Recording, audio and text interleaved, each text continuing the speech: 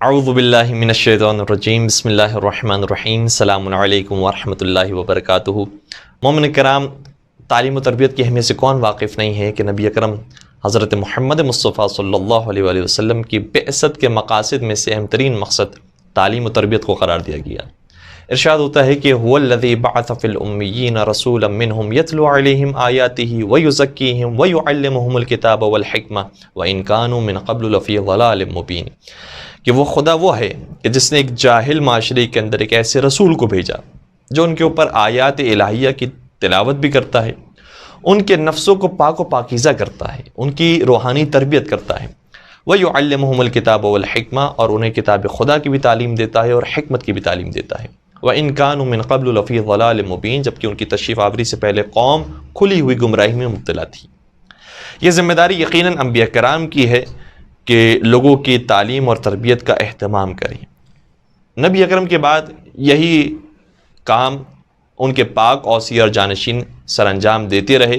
یہاں تک کہ غیبت امام زمانہ عجل اللہ تعالیٰ فرجہ شریف کا دور آیا۔ یقیناً اس زمانے میں بھی علماء کرام کی ذمہ داری تھی، لیکن اس زمانے میں زیادہ اہم ذمہ داری علماء کرام کی اور بالعموم تمام مومن و مومنات کی ہے کہ ہم دنیا جہاں کے لوگوں کی تربیت کا بھی اہتمام کریں اور ان کی تعلیم کا بھی اہتمام کریں۔ اس بیڑے کو کسی حد تک مدرسۃ القائم نے اٹھایا اور اب ایک نئے سنگ میل کو طے کرنے جا رہا ہے انشاءاللہ، کہ نہ صرف گھروں کے اندر جس طریقے سے علماء کرام کی کلپس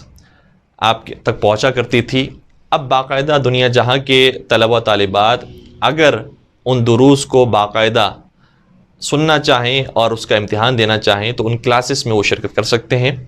اور یہ اقدام خود مومن و مومنات کی بھرپور اصرار پر، ان کی خواہش پر کیا گیا۔ ظاہر سی بات ہے کہ سبھی کراچی اور پاکستان کی طرف سفر نہیں کر سکتے، گرچہ قرآن کریم نے کہا ہے کہ فلولا نفر من کل فرقة منهم طائفة لیتفقهوا فی الدین ولینذروا قومهم اذا رجعوا الیہم لعلهم یحذرون، کہ تم میں سے کوئی ایک گروہ کیوں نہیں نکلتا تاکہ وہ اپنے شہر کو چھوڑ کر دوسرے شہر کی طرف جائیں جو مرکز علم ہے، جو حوزہ علمیہ ہے، وہاں جائیں اور وہاں جا کر تعلیم حاصل کریں، دین میں سمجھ بوجھ حاصل کریں، اور پھر وہ اپنے قوم کی طرف لوٹ کر آئیں تو ان کو انذار کریں تاکہ اس انذار کا قوم والوں پر اثر ہو سکے۔ ظاہر سی بات ہے کہ آج ٹیکنالوجی کا زمانہ ہے اور دنیا جہاں کے مومنین آن لائن دروس کو، آن لائن کلاسز کو حاصل کر رہے ہیں، اسی طریقے سے مدرسۃ القائم نے باقاعدہ وہ طلبہ و طالبات جو اس میں سنجیدگی کے ساتھ شرکت کرنا چاہتے ہیں اور ان کے دروس کو ایک ترتیب کے ساتھ سننا چاہتے ہیں اور اس کے بعد اس کا امتحان دینا چاہتے ہیں، وہ شریک ہو سکتے ہیں۔ اور ان دروس کی دو خاصیتیں، ایک خاصیت تو یہی ہے کہ آپ گھر بیٹھے آسانی سے ان سارے دروس کو سن سکتے ہیں اور اس کے اندر کوئی وقت کی قید بھی نہیں ہے کہ کسی خاص وقت پر حاضری ہونا ضروری ہو، بلکہ آپ کسی بھی وقت اپنے فارغ وقت کے اندر ان دروس کو سن سکیں گے۔ دوسری خاصیت یہ ہے کہ اس کا کوئی معاوضہ نہیں لیا جائے گا، اور فی سبیل اللہ الحمدللہ مدرسۃ القائم بھی کام کر رہا ہے اور مومنین بھی ظاہر سی بات ہے کہ اللہ کی راہ میں نکلے ہیں اور ان دروس کو سن رہے ہیں اور سنتے رہیں گے، انشاءاللہ باقاعدگی کے ساتھ شرکت کریں گے تو اور پروردگار انشاءاللہ ان کے درجات میں اضافہ کرے گا۔ علم کی اہمیت سے کون واقف نہیں ہے، اور اہمیت کو بیان کرنے کے لیے صرف اتنا کہنا میں ضرور سمجھتا ہوں کہ حضرت آدم علیہ السلام سے لے کر قیامت تک جن جن مقامات پر انسانوں کو فوقیت اور فضیلت حاصل ہوئی ہے، اس میں سے یقیناً ایک مقام علم ہے۔ حضرت آدم علیہ السلام کو فرشتوں پر فوقیت حاصل ہوئی تو اسی علم کی وجہ سے، اور قیامت کے میدان میں بھی جنتیوں کو جہنمیوں کے اوپر فوقیت حاصل ہوگی تو اسی علم کی وجہ سے ہوگی۔ کئی ساری روایات موجود ہیں، نبی اکرم حضرت محمد مصطفیٰ صلی اللہ علیہ وآلہ وسلم ارشاد فرماتے ہیں کہ زمین و آسمان کی تمام مخلوقات اس شخص کے لیے استغفار کرتی ہیں کہ جو علم حاصل کرنے کے لیے نکلتے ہیں۔ وہ مشہور حدیث جو یقیناً سبھی نے سنی ہوگی کہ طلب العلم فریضۃ علی مسلم، کہ تمام مسلمانوں کا فریضہ ہے کہ علم کو حاصل کریں، تو اسی کے بعد کا حصہ یہ ہے کہ الا ان اللہ یحب بغاة علم،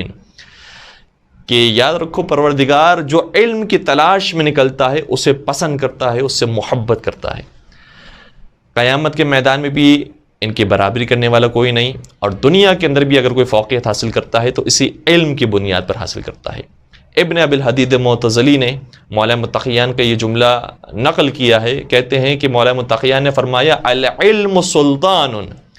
علم بادشاہت لے کر آتا ہے، بادشاہت یعنی سلطنت، حکومت اور قدرت لے کر آتا ہے۔ ظاہر سی بات ہے کہ جو دنیا میں جتنا بھرپور طریقے سے علم حاصل کرتا ہے، ایجوکیشن لیول جن کا زیادہ ہوتا ہے، وہ قوم پوری دنیا پر حکومت کرتی ہے۔ تو دنیا میں بھی وہ لوگ حکومت کرتے ہیں کہ جو علمی میدان میں آگے ہوتے ہیں، اور قیامت میں بھی ان کا مقام و مرتبہ بہت بلند ہوگا کہ جو علمی میدان کے اندر آگے ہوگا۔ انشاءاللہ پروردگار ہم سب کو یہ توفیق دے